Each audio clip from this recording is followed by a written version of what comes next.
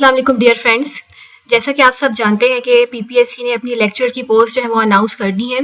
I hope उसके लिए आपने अप्लाई कर दिया होगा। अप्लाई करने के बाद जो नेक्स्ट क्वेश्चन सबके जहन में आता है कि अब उसके लिए तैयारी कहाँ से की जाए, कौन सी बुक्स आपको फॉलो करनी चाहिए, कौन सा रेफरेंस मटेरियल आपके पास होना चाहिए। तो उसके लिए मैंने एक शॉर्ट सी वीडियो बनाई है जो आपकी गाइडलाइन के लिए काफ़ी हेल्पफुल रहेगी। तो बुक्स की लिस्ट पे जाने से पहले आपको सबसे पहले ये पता होना चाहिए कि आपके वहाँ पे जो क्वेश्चन रिटन टेस्ट होता है उसमें 100 क्वेश्चंस होते हैं और आपको 90 मिनट्स अलाउड होते हैं। 90 मिनट्स में आपने वो टेस्ट रिटर्न करना होता है, ठीक है। 100 question mean 100 MCQs multiple choice based question होते हैं। उसमें से आपने राइट आंसर जो है वो टिक करना होता है, उसको ऑप्ट करना होता है। राइट आंसर टिक जो सिलेक्ट करने पर आपको 1 मार्क मिलता है, लेकिन अगर आप नेगेटिव आपका क्वेश्चन कोई रॉन्ग हो जाए, रॉन्ग अटैम्प्ट करने पर आपको 0.25 आपसे के वहाँ से डिडक्ट कर लिए जाएंगे, तो नेगेटिव मार्किंग भी वहाँ पे होगी। अब 100 में से जो 80% है वो सब्जेक्ट बेस्ड क्वेश्चन होंगे, जो भी आपके सब्जेक्ट रेलिवेंट क्वेश्चन हैं। अगर फिजिक्स का है तो फिजिक्स से रिलेटेड क्वेश्चन होंगे और 20% जो है वो जनरल नॉलेज से रिलेटेड क्वेश्चन होंगे, ठीक है। तो जनरल नॉलेज का पार्ट अभी हम फिलहाल उसको साइड पर रखते हैं और अभी हम सिर्फ जो सब्जेक्ट रिलेटेड क्वेश्चंस हैं या उसकी हम बात करेंगे कि उसमें वो क्वेश्चन जो है उसकी प्रिपरेशन के लिए आपको कौन सी बुक्स फॉलो करनी चाहिए, कौन सा कोर्स मटेरियल आपको देखना चाहिए, ठीक हो गया। तो उसके लिए जो सबसे पहले बुक्स जो आपने ओपन करनी है सॉरी सबसे पहली बुक्स जो आप ओपन करेंगे, जो सबसे पहले तैयारी आपने स्टार्ट जो करनी है, अपनी प्रिपरेशन स्टार्ट करनी है, वो आपने अपनी इंटरमीडिएट की जो बुक्स है, जो एफएससी का पोर्शन है, जो एफएससी का कोर्स मटेरियल है, आप वहां से स्टार्ट करेंगे, ठीक है। उसमें हर पोर्शन, कुछ भी पोर्शन आप उसमें से स्किप नहीं करेंगे। जो लाइक डायमेंशन एनालिसिस जो है वो आपके उसके लिए इम्पोर्टेंट है, ठीक है। फिर उसके बाद यूनिट्स, आप यूनिट फाइंड आउट करनी है, वो आप कैसे करते हैं। और उसके बाद vector analysis, fluid dynamics, heat का जो पोर्शन है, या इलेक्ट्रॉनिक्स का, या मैकेनिक्स का, या काइनेमेटिक्स का, कुछ भी जो है वो आप उसमें से स्किप नहीं करेंगे, ठीक है। वो ईच एंड एवरीथिंग उसका आपको नॉलेज होना चाहिए। अच्छा, अब एक और बात आपको ये जहन में उसको जहन नशीन कर लें कि आपके जो क्वेश्चंस होते हैं वो वहाँ पे वो 1 लाइनर क्वेश्चन होंगे। मीन आपको एक सिंगल लाइन या 1.5 लाइन में वो क्वेश्चन आस्क होंगे और आपने उसका आंसर करना होगा, ठीक है। और वो नॉलेज बेस्ड क्वेश्चन होंगे। नॉलेज बेस्ड क्वेश्चन मीन कि इंफॉर्मेशन रिक्वायर्ड क्वेश्चन होंगे कि आपको किसी भी टॉपिक से रिलेटेड कितनी बेसिक इंफॉर्मेशन है, ठीक हो गया। तो आपको इंफॉर्मेशन बेस्ड क्वेश्चन जो है, नॉलेज बेस्ड क्वेश्चन जो है वो आपको प्रिपेयर करने हैं, ठीक है। तो एफएससी पे आपकी फुल कमांड होनी चाहिए, ठीक हो गया। इट्स साउंड रिडिकुलस कि आप ग्रेड 17 की पोस्ट के लिए अप्लाई कर रहे हैं और मैं आपसे कह रही हूँ कि आप सबसे पहले आपकी कमांड आपकी एफएससी पे होनी चाहिए। तो यकीन मानिए ऐसा ही है। ये तो हम बात कर रहे हैं ना फिजिक्स लेक्चर की पोस्ट के लिए। अगर आप किसी और पोस्ट के लिए भी अप्लाई करते हैं, जैसे सब्जेक्ट स्पेशलिस्ट की पोस्ट है या साइंटिफिक ऑफिसर की पोस्ट है, तो उसके लिए भी जो सबसे पहली बुक आपको खोलनी है तैयारी के लिए वो एफएससी ही है, ठीक है ना। उसका 100% पोर्शन आपकी फिंगर टिप्स पे होना चाहिए, या जैसे कहते हैं ना कि आपको उसकी वो बुक्स रटी हुई होनी चाहिए सिर्फ, और याद भी हो और आपको उसका कॉन्सेप्ट भी क्लियर हो।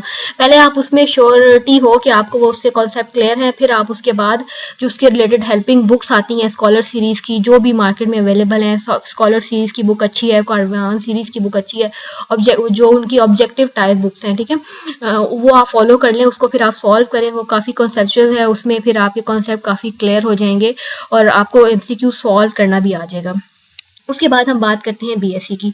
तो बीएससी का जो पोर्शन है वो बीएससी का भी उसमें पोर्शन काफ़ी इंक्लूड होता है, लेकिन अगर हम कहें कि जैसे आपके पास 80 to 70% जो पोर्शन है वो एफएससी से रिलेटेड होगा और बाकी पोर्शन जो है बीएससी से, और बहुत कम पोर्शन जस्ट 2 to 3 और या 5%, मैक्सिमम 5% जो एमएससी से रिलेटेड होता है, इससे ज़्यादा नहीं होता, ठीक है। तो अगर बीएससी के लिए जो आपको पता है कि जो मोस्ट फेमिलियर बुक है हेलिड रेजनिक की जो 2 वॉल्यूम्स हैं वो आपको, ठीक है, आप उसको देख सकते हैं।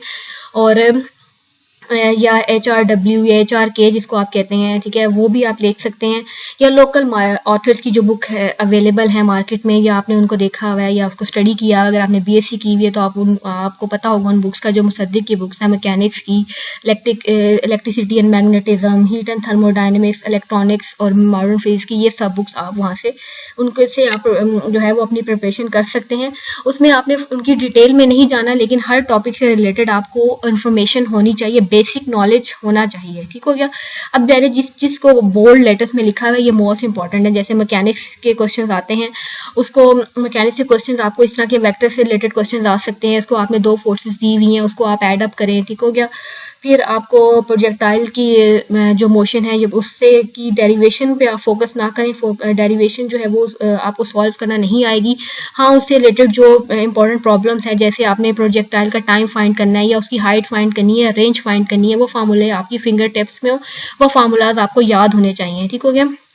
या तो वो इस तरह भी आ सकता है कि आप उसमें से करेक्ट फार्मूला आपने चूज करना होगा, या फिर आप उससे रिलेटेड कोई भी जो है वो न्यूमेरिकल क्वेश्चन आ सकता है। न्यूमेरिकल क्वेश्चन जिसमें आपने कैलकुलेट करना हो वो भी बहुत कम हो सकते हैं, वो भी या आप कह सकते हैं कि ना होने के बराबर होंगे, क्योंकि वहाँ पे आप सबको पता है कि कैलकुलेटर अलाउ नहीं है, आप कैलकुलेटर लेके जा नहीं सकते, तो इसलिए ऐसे ही क्वेश्चन होंगे जो आप विदाउट कैलकुलेटर कर सकें, या डेरिवेट करना होगा जैसा आपको, और सिंपल जो 2 से 3 लाइनों में जो डेरिवेशन हो सके, ठीक है, सिर्फ उतना ही आपके लिए जो है वो एनफ होगा।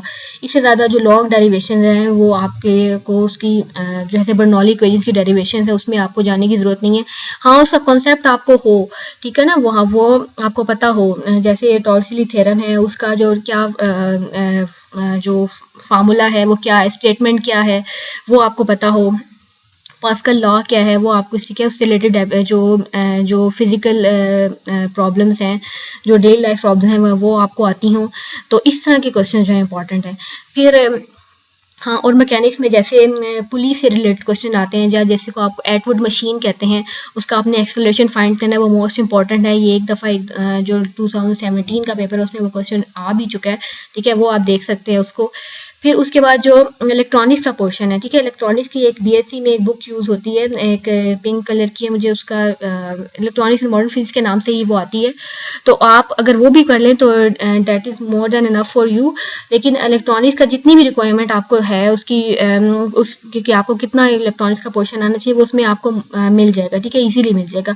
लेकिन जैसे उसमें JFT, मॉसफेट और फ्लिप फ्लॉप ऑसिलेटर नहीं है, तो फिर आप उसके लिए फ्लॉइड को देख लें, ठीक है, उसके कॉन्सेप्ट आप वहाँ से पढ़ लें। और मॉडर्न फिजिक्स का बाइदर भी देख सकते हैं, और वही बुक आप BSc की बुक भी फॉलो कर सकते हैं, ठीक हो गया। अच्छा, अब यहाँ पे जो है उसके बाद हम MSc पे आते हैं। MSc में कुछ जो कोर सब्जेक्ट्स होते हैं जैसे क्लासिकल, MMP, क्वांटम और स्टैटिस्टिकल या जो भी ये इम्पॉर्टेंट है, ठीक है। लेकिन इसमें भी आपको फुल जो है उसकी डिटेल में जाने की ज़रूरत नहीं है। ये भी आपकी हर जैसे आपको सॉलिड में कुछ चीज़ें आपकी फिंगर टिप्स पे होनी चाहिए, आपको कुछ चीज़ें याद होनी चाहिए, वो आपको इस तरह वो आपको देखनी पड़ेंगी। जैसे आपको एक क्वेश्चन है कि नंबर ऑफ ब्रेविस लेटर्स जो है वो है 14, वो आपको पता होना चाहिए। इस तरह आप पैकिंग फ्रैक्शन कैसे कैलकुलेट कर सकते हैं, प्लेनर डेंसिटी कैसे फाइंड आउट कर सकते हैं, वो आपको उसका आइडिया हो। फिर जो क्यूबिक सेल है उसमें number of atom per unit cell कितने होते हैं, 1 होता है, BCC में 2 होते हैं, SCC में 3 होते हैं, ये ठीक है ना, ये इस तरह की चीज़ें आपको पता होनी चाहिए। फिर MMP में आपको जो है वो टेंसर से रिलेटेड जो है वो आप उसको पढ़ लें, ठीक है। जैसे आपको एक क्वेश्चन आया था कि जो मोमेंट ऑफ एनर्जी है वो किस रैंक का टेंसर है, तो वो है 2nd ऑर्डर का, ठीक हो गया। जो स्केलर होता है वो 0 रैंक का टेंसर होता है, जो वेक्टर है वो 1st रैंक का होता है, और जो आपके पास टेंसर्स होते हैं वो 2nd ऑर्डर के टेंसर रैंक के होते हैं, ठीक है। तो मोमेंट ऑफ इनर्शिया को क्या है, moment of inertia is a tensor of rank 2 हो गया, ठीक है। क्लासिकल मैकेनिक्स में फिर आपको हैमिल्टोनियन और लेग्रांजियन का आइडिया हो, फिर Kepler's law, gravitational law, these are most important, ठीक है। इनके ये आप देखें कैपलस लॉ तो आपको फिंगर टिप्स उसके ये तो आपको इंटरव्यू में भी पूछे जाते हैं, ठीक हो गया। नेक्स्ट जैसे आपको वो जो शेल थ्योरम है वो ग्रेविटेशंस के जो आपने पढ़ा होगा उसको, ठीक है, वो भी इम्पोर्टेंट है, वो आप उसको देख लें। क्वांटम मैकेनिक्स में भी आप जैसे उसके जो पोस्टुलेट्स हैं, फिर ऑपरेटर्स क्या हैं, वेव फंक्शन क्या है, प्रोबेबिलिटी, डेंसिटी, एक्सपेक्टेशन वैल्यूज क्या है, उसके कम्यूटेशन रिलेशंस आप कैसे फाइंड आउट कर सकते हैं, इस तरह की चीज़ें जो है ना ये आपको आनी चाहिए, ठीक है। जो आइडेंटिकल पार्टिकल्स है वो कैसे हैं, fermion boson, Fermi Dirac statistic, Bose Einstein statistic, इस तरह के जो बेसिक टॉपिक्स हैं ये आपको पता हो, ठीक हो गया। फिर न्यूक्लियर फिजिक्स और पार्टिकल फिजिक्स से भी जो आपने एमएससी के आपके नोट्स प्रिपेयर हैं उनमें से भी जो ऑब्जेक्टिव टाइप्स क्वेश्चन जिसमें से बन सकते हैं सिर्फ उनको देखेंगे। एटॉमिक और मॉलिक्यूलर फिजिक्स में भी जैसे आप देख सकते हैं कि Zeeman effect, Stark effect, selection rules बहुत इंपॉर्टेंट हैं। और इसके अलावा जैसे आप कह सकते हैं कि स्पिन ऑर्बिट कपलिंग और क्लैबिश गॉर्डन कोफिशिएंट, खैर क्लैबिश गॉर्डन कोफिशिएंट जो है ये बहुत हाई लेवल का टॉपिक है, इसको बेशक आप रहने दें, लेकिन जैसे स्पिन से रिलेटेड हो सकता है, स्पिन स्टैटिस्टिक्स को आप देख लें, या लैम्प शिफ्ट है, हाइपरफाइन स्ट्रक्चर क्या है, और जो डीके कांस्टेंट या इस तरह की चीज़ें जो आपके पास जैसे हाइपरफाइन कांस्टेंट जो है अल्फा है 1/37 उसकी वैल्यू होती है, ये चीज़ें आपको उसमें आनी चाहिए, ठीक है। और एक और चीज़ के आपको यहाँ पे आपसे जो एक्सपेरिमेंट्स जो होते हैं उनका ईयर भी पूछा जा सकता है और उनके जो साइंटिस्ट के नेम है वो भी पूछे जा सकते हैं, ठीक है। तो कुछ चीज़ें हैं जस्ट आपकी मेमोरी चेक करने के लिए भी हो सकती हैं, नॉलेज भी हो और आपकी कुछ चीज़ें आपको जैसे सिर्फ याद करना होता है ना कुछ कि कौन से सन में कौन सा एक्सपेरिमेंट हुआ था, या किस साइंटिस्ट ने ये स्पेसिफिक एक्सपेरिमेंट या ये स्पेसिफिक लॉ जो है कि साइंटिस्ट ने दिया था, तो आपको वो नाम भी आने चाहिए। तो इस तरह आप उसकी तैयारी करेंगे। आगे चलते हैं। नेक्स्ट जो है वो, हाँ, अगर हम ये कहें कि मैं एफएससी और बीएससी की बुक्स जो मैंने आपको सारी बताई हैं उसको आप छोड़ दें, ठीक है, और एक सिंगल बुक आपको बताई जाए जो सारा रिलेटिव में जो रेलिवेंट मटेरियल है वो सब का सब किस में होगा, या कौन सी एक सिंगल बुक आप फॉलो कर सकते हैं, ठीक है, वो है सर्वे ज्यूर्ट की बुक है। ये बहुत अच्छी बुक है और मेरी ऑल टाइम फेवरेट बुक है, physics for scientist and engineer. अगर आप इस सिंगल बुक को भी पीपीएससी की प्रिपरेशन के लिए भी आप फॉलो कर रहे हैं तो भी this is more than enough for you. उसको आप बुक्स आपके पास हो, अगर आपके पास हार्ड में है तो उसमें उसको आप हर पॉइंट को जब आप कॉन्सेप्चुअल वे में उसको रीडिंग करें तो उसको हाईलाइट करते जाएं, ठीक है। और फिर जब आप at the end of the day जब आप टेस्ट के करीब हो तो उसकी आप जैसा आप वो बुक खोलें और उसकी आपसे वहाँ से आपको पता चल जाए कि ये आपने पढ़ा था, उसकी जैसा आपकी मेमोरी है वहाँ से रिफ्रेश हो जाए। हाँ, आप ये भी कर सकते हैं, साथ साथ नोट्स बनाएं तो वो बहुत अच्छा है, हर टॉपिक से रिलेटेड आप नोट्स बनाते जाएं कि इसमें आपने ये पढ़ा था, और फिर जब आपके पास जब इंटरव्यू जब हो रहा हो, या चलें इंटरव्यू तो बात की बात है, या टेस्ट के करीब आपके पास जस्ट वो जो आपने 5-10 पेजेस आपने नोट्स बनाए होंगे आप उनको देख लें तो आपकी मेमोरी रिफ्रेश हो जाएगी, ठीक है। ये एक इम्पॉर्टेंट टिप थी कि आप जो है वो प्रिपरेशन जो है वो कैसे कर सकते हैं। नेक्स्ट जो है उसके लिए हम हाँ, जो लोकल मार्केट में बुक्स आ रही हैं प्रिपरेशन के लिए, वो एक तो इल्मी वालों की है, फिर आपके पास कारवान बुक हाउस की बुक भी है और डॉगर्स ब्रदर्स की बुक्स भी है, ठीक है। ये सब बुक मैं आपको नहीं कह रही कि आप ये सारी की सारी बुक्स परचेज करें, ये बिल्कुल भी नहीं कह रही। हाँ, देखें ना, आप जैसे आप जब प्रिपरेशन कर रहे हैं, आपके और क्लास फेलोज भी तो इस टेस्ट के लिए अप्लाई कर रहे होंगे ना, तो आप ग्रुप्स बना लें, आप कहें कि एक ग्रुप ये बुक परचेज कर ले, दूसरा ग्रुप वो कोई और बुक परचेज कर ले, और जब आपकी प्रिपरेशन हो जाए आप उसमें से एक बुक गो थ्रू हो जाए तो ठीक है, आप बुक से चेंज कर लें, आपको सारी बुक जो है वो परचेज करने की ज़रूरत नहीं है। जब मैंने टेस्ट किया था तो मुझे जो बुक पसंद आई थी, जो सबसे ज़्यादा जो मुझे क्लिक की थी, वो कारवान बुक हाउस की बुक थी, ठीक है। इसमें कुछ ट्रिकी क्वेश्चंस भी थे, कुछ डिफ़िकल्ट क्वेश्चन भी थे, जो वो आप तभी कर सकते हैं जब आपकी अच्छी प्रिपरेशन हो, ठीक है। तो इन बुक्स को आप ज़रूर देखें, लेकिन एंड पे देखें। ये नहीं है कि आप सबसे पहले ही ये बुक्स ख़रीद लें और इनको सॉल्व करना शुरू कर दें, इससे आपको कोई फ़ायदा नहीं होगा। एडवांटेज आपको तभी होगा जब आप पहले अपनी फुल प्रिपरेशन करें, आपको जैसे आपको कोर्स मटेरियल से गो थ्रू हो जाए, एफएससी आपको सारी आपको कमांड हो उस पर, फिर आप बीएससी से भी गो थ्रू, आप उसके नोट्स बना चुके हों, उनके बाद आप इन बुक्स के जो एमसीक्यूज है उसको सॉल्व करें, ठीक है। तो इससे आपको जो है वो टाइम सेविंग की प्रैक्टिस हो जाएगी, क्योंकि आपको पता है जब वहाँ पे सिर्फ 90 मिनट्स अलाउ होते हैं 100 क्वेश्चन को सॉल्व करने के लिए, 1 मिनट भी नहीं है एक क्वेश्चन को सॉल्व करने के लिए, ठीक हो गया। कुछ तो आपको, अगर आपको कुछ चीज़ें फिंगर टिप्स पे होंगी, आपको चीज़ें याद होगी, आपने अपनी टाइम सेविंग के लिए प्रैक्टिस की होगी, टाइम मैनेजमेंट आपकी अच्छी होगी, तभी आप जो है वहाँ पे फुल क्वेश्चन जो है वो अटेम्प्ट कर सकते हैं, ठीक हो गया। तो ये आपकी प्रैक्टिस के लिए बुक्स हैं, सिर्फ तैयारी के लिए नहीं, सिर्फ उसकी प्रैक्टिस के लिए। पहले आप प्रिपरेशन अपनी कोर्स मटेरियल से ही करेंगे और उसके बाद आप इन बुक्स पे आएँ, तब आपकी जो है वो अच्छा जो है वो एक आप कहेंगे कि आपने एक बहुत अच्छी तैयारी की है, बहुत अच्छी आपका जो है वो प्रिपरेशन हो गई है, ठीक हो गया।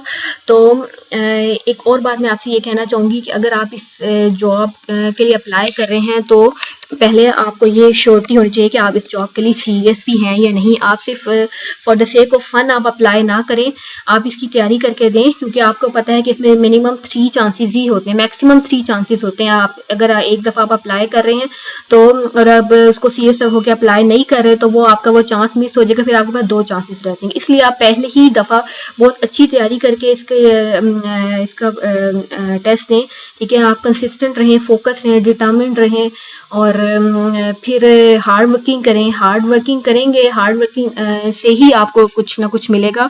अगर पहले आपकी ज़रूरी नहीं है कि इंसान की सारी ख्वाहिशात पूरी हो सके, लेकिन अगर आप ये है कि मेहनत से आपको वो चीज़ मिल सकती है। पहले मेहनत 99% आपकी मेहनत और बाद में आपकी दुआ जो है वो काम आती है। तो पहले आप मेहनत करें, उसके बाद आप दुआ करें, अल्लाह ताला आपका हामी और नासिर हो। इंशाल्लाह जो है आपकी प्रिपरेशन भी अच्छी होगी और इंशाल्लाह आप स्कोर जो टेस्ट है उसमें अच्छा स्कोर कर सकेंगे। तो इस चैनल के साथ कनेक्टेड रहिए, इंशाल्लाह फिर मैं इससे रिलेटेड और भी वीडियोस जो हैं वो आपको बना के गाइड कर सकती हूँ। तो अगर आप पे कोई क्वेश्चन हो तो आप कमेंट सेक्शन में पूछ सकते हैं। ओके, अल्लाह हाफिज़।